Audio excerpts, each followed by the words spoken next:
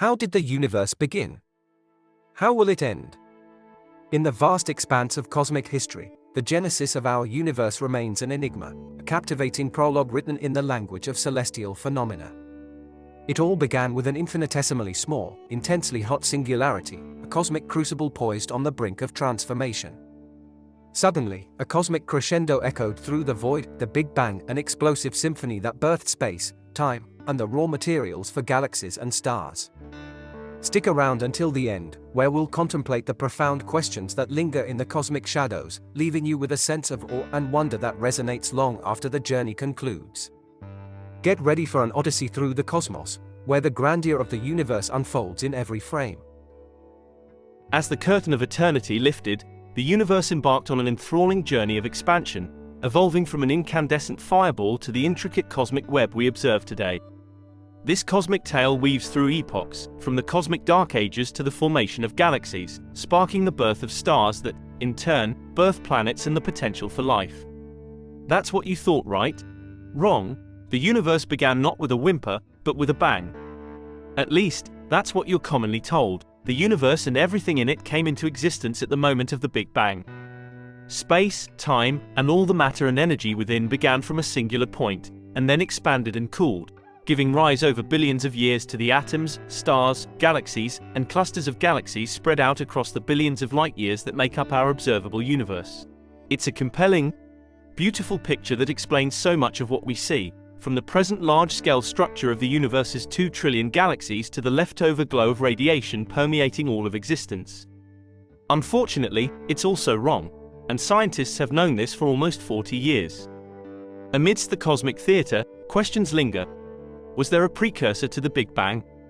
Are we part of a grand multiverse? The narrative of the universe's origin beckons scientists and dreamers alike, inviting them to unravel the celestial tapestry and peer into the cosmic dawn that set the stage for our existence. How it will end? That's a dark mystery. Wait, let's start at the beginning of everything. The Big Bang theory says that the universe came into being from a single, unimaginably hot and dense point, also known as a singularity, more than 13 billion years ago. It didn't occur in an already existing space. Rather, it initiated the expansion and cooling of space itself. Why stand behind this theory? It accounts for many of the things astronomers see through ground and space-based telescopes. It explains why other galaxies are moving away from us as space continues to expand. It accounts for a faint glow seen everywhere in the universe. The glow is the leftover heat from the universe's birth, now cooled to just a few degrees above absolute zero.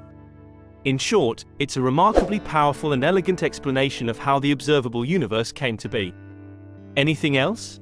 The theory accounts for the creation of the lightest elements in the universe: hydrogen, helium, and lithium, from which all heavier elements were forged in stars and supernovas. An extension of the Big Bang, known as cosmic inflation, even explains why the universe is so homogeneous, evenly composed, and how galaxies are distributed across space. That's the start. What about how the universe will end? The concept of a Big Bang doesn't indicate whether the universe will continue to expand and cool or whether it will eventually contract to another super-hot singularity, perhaps restarting the entire cycle. The ultimate fate of the universe likely depends on the properties of 2 mysterious phenomena known as dark matter and dark energy. Further study of both could reveal whether the universe will end in fire or ice. Dark what now? All familiar matter. Earth, the rest of the solar system, stars, galaxies, and interstellar gas, accounts for only about 1/6 of the mass of the universe. Scientists can see the effects of the rest of the universe's mass, which they call dark matter. Its presence in galaxies makes them rotate more quickly than if only normal matter were there, and high concentrations of it noticeably bend light coming from far away. But its nature remains a mystery. So what is it? Dark matter may consist of elementary particles created in the Big Bang but not yet detected on Earth. One reason physicists want to build more powerful particle accelerators is to search for these missing particles. Even more mysterious than dark matter is a force known as dark energy. My understanding is that nothing comes from nothing. For something to exist, there must be material or a component available, and for them to be available, there must be something else available. Now my question, where did the material come from that created the Big Bang, and what happened in the first instance to create that material. The last star will slowly cool and fade away. With its passing, the universe will become once more a void, without light or life or meaning. So warned the physicist Brian Cox in the recent BBC series Universe. The fading of that last star will only be the beginning of an infinitely long, dark epoch. All matter will eventually be consumed by monstrous black holes, which in their turn will evaporate away into the dimmest glimmers of light. Space will expand ever outwards until even that dim light becomes too spread out to interact. Activity will cease. Or will it? Strangely enough, some cosmologists believe a previous, cold, dark, empty universe like the one which lies in our far future could have been the source of our very own Big Bang. The contradictions between Big Bang theory predictions and observations are not at all limited to those that have been widely dubbed a crisis in cosmology. Despite the continuing popularity of the theory, essentially every prediction of the Big Bang theory has been increasingly contradicted by better and better data, as shown by many teams of researchers. The observations are, on the other hand, consistent with a non-expanding universe with no Big Bang. The real crisis in cosmology is that the Big Bang never happened. Reasons why we say so. 1. Two large structures. Prediction. In the Big Bang theory, the universe is supposed to start off completely smooth and homogeneous. Structure starts small and grows over time. Observation.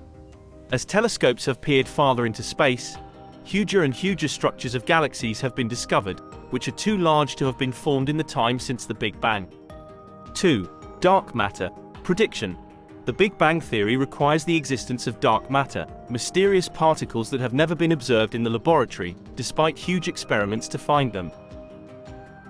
Observation. Multiple lines of evidence, especially observations of the motions of galaxies, show that this dark matter does not exist. Extremely sensitive experiments on Earth have failed to detect dark matter particles. In addition, dark matter, if it existed, would create a viscosity effect on galaxies that would prevent the existence of the many long-lived groups of galaxies that are observed. The response of most cosmologists to this growing body of evidence has, unfortunately, not been to decide the Big Bang theory has been falsified, but to add new parameters and hypotheses, like dark energy. The theory is now far more complex and speculative than the Ptolemaic epicycles that were destroyed by the scientific revolution. Each contradiction with observation is taken as a mere anomaly that does not undermine the theory as a whole. Strong peer pressure is applied against many of those who question the theory. This theory has no correct predictions. The idea of the Big Bang first came about back in the 1920s and 1930s. When we looked out at distant galaxies, we discovered something peculiar. The farther away from us they were, the faster they appeared to be receding from us. According to the predictions of Einstein's general relativity, a static universe would be gravitationally unstable. Everything needed to either be moving away from one another or collapsing towards one another if the fabric of space obeyed his laws.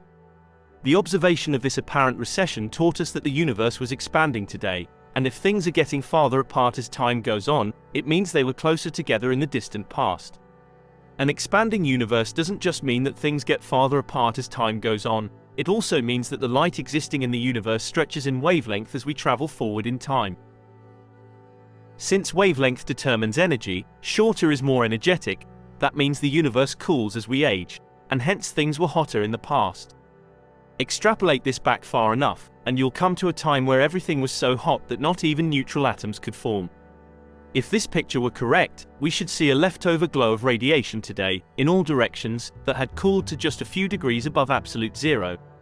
It's tempting, therefore, to keep extrapolating backwards in time, to when the universe was even hotter, denser, and more compact. If you continue to go back, you'll find a time where it was too hot to form atomic nuclei, where the radiation was so hot that any bound protons and neutrons would be blasted apart. A time where matter and antimatter pairs could spontaneously form, as the universe is so energetic that pairs of particles, antiparticles, can spontaneously be created. A time where individual protons and neutrons break down into a quark-gluon plasma, as the temperatures and densities are so high that the universe becomes denser than the inside of an atomic nucleus. And finally, a time where the density and temperature rise to infinite values, as all the matter and energy in the universe are contained within a single point, a singularity. This very final point, This singularity that represents where the laws of physics break down, also is understood to represent the origin of space and time. This was the ultimate idea of the Big Bang. Of course, everything except that last point has been confirmed to be true. We've created quark-gluon plasmas in the lab. We've created matter-antimatter pairs. We've done the calculations for which light elements should form and in what abundances during the early stages of the universe, made the measurements, and found that they match with the Big Bang's predictions. Coming forward even farther, we've measured the fluctuations in the cosmic microwave background and seen how gravitationally bound structures like stars and galaxies form and grow. Everywhere we look, we seem to find a tremendous agreement between theory and observation. The Big Bang looks like a winner. Except, that is, in a few regards. 3 specific things you would expect from the Big Bang didn't happen. In particular, 1. The universe doesn't have different temperatures in different directions, even though an area billions of light years away in one direction never had time, since the Big Bang, to interact with or exchange information with an area billions of light years in the opposite direction. 2.